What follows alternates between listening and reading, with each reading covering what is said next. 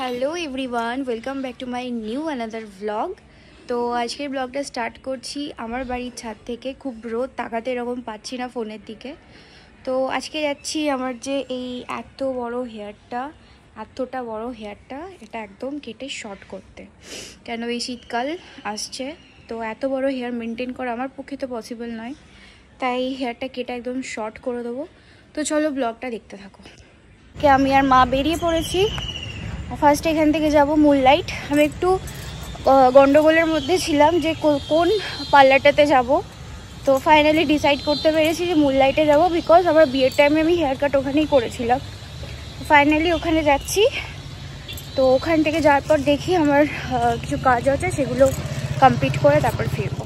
বর্ধমানের এই রাস্তাগুলো দিয়ে বেরোলে এই রাস্তাগুলো আমাকে মনে করিয়ে দেয়, এই তো কিছুদিন আগেই তুই ভ্যানে করে স্কুল যেতিস, কত ছোটই না ছিলিস। এই কিছুদিন আগেকার কথা, এর মধ্যে কতটা বড় হয়ে গেলি। কত স্মৃতি জড়িয়ে আছে এই রাস্তাগুলোর মধ্যে দিয়ে। প্রায় প্রতিদিনই বাবার সাথে বাইকে করে যেতাম এইসব রাস্তাগুলো দিয়ে টিউশন পড়তে। তখন হয়তো এই রাস্তাগুলো আমার কাছে পুরো একদম একঘেয়ে মনে হতো।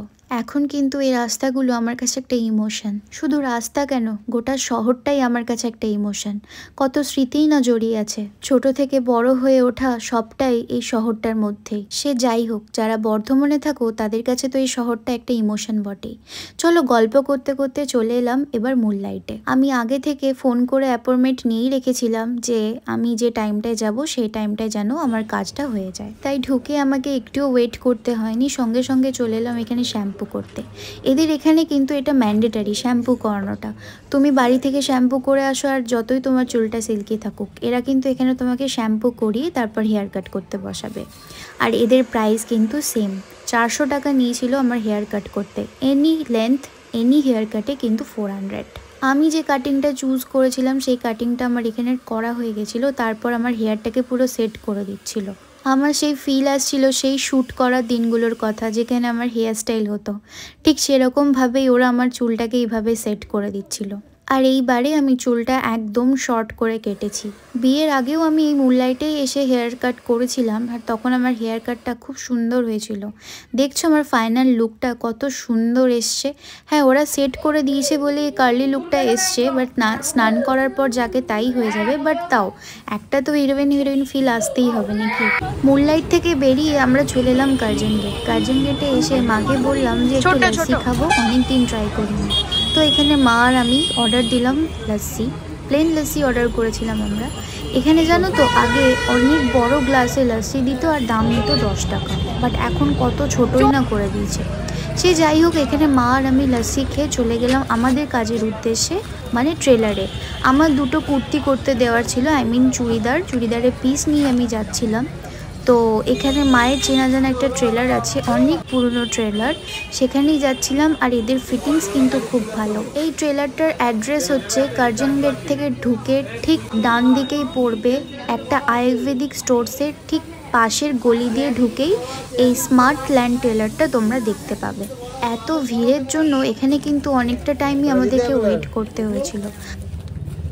এখানে কাজটা সব কমপ্লিট হলো, দেখতেই পেলে তোমরা। এরপর একটু ফুচকা খাবো, তারপর ডিরেক্ট বাড়ি। ব্লগটা দেখতে থাকো। তো টাউন হলের ঠিক সামনেই এই ফুচকা দাদার দোকানে এসে আমরা ফুচকা খেলাম। এখানে দাঁড়িয়ে একটা জিনিস রিয়েলাইজ হলো, জানো তো, যে একটা কালে কতই না বন্ধু ছিল, তাদের সাথে ঘুরতাম, বেরোতাম, খেতাম। তখন মা বাবা বললেও তাদের সাথে বেরোতাম না, কিন্তু এন্ড অফ দ্য মোমেন্ট তারা কিন্তু কেউই আর আজকে নেই। আছে কে? সেই মা আর বাবা আর বিয়ের পর হাজব্যান্ড।